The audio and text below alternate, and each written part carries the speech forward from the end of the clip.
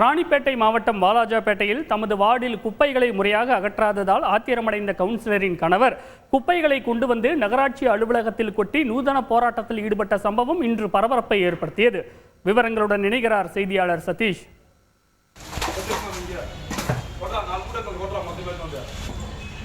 ஒரு வாரம் குப்பை வாரம் வந்து கோயில் எதிர்த்து போய் கங்காம போய் பாவ சொல்லுங்க. ராணிப்பேட்டை மாவட்டம் வாலாஜாபேட்டை நகராட்சிக்குட்பட்ட 19வது வார்டில் குப்பைகள் முறையாக அகற்றப்படவில்லை என்று வார்டு கவுன்சிலர் ஜமுனா பலமுறை புகார் அளித்ததாக கூறப்படுகிறது.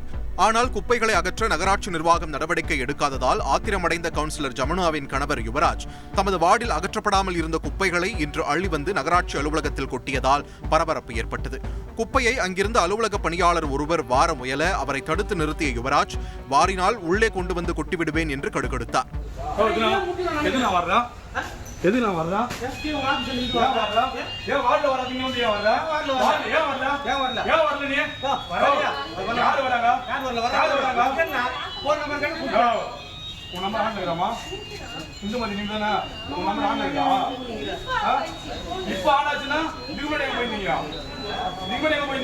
அதிகாரிகளிடம் வாக்குவாதத்திலும் ஈடுபட்ட அவர் டெங்கு மலேரியா வந்தா குழந்தைகளை நகராட்சியா வந்து காப்பாற்ற போகுது என்று ஆவேசமானார்.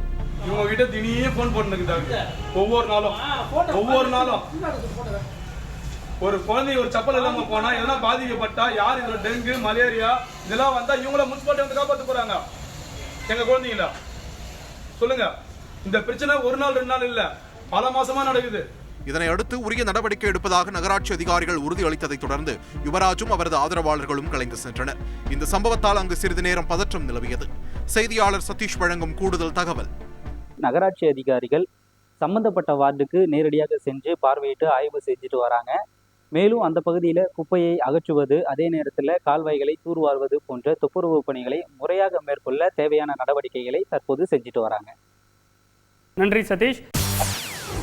செய்திகளை உடனுக்குடன் தெரிந்து கொள்ள உடனே சப்ஸ்கிரைப் பண்ணுங்க.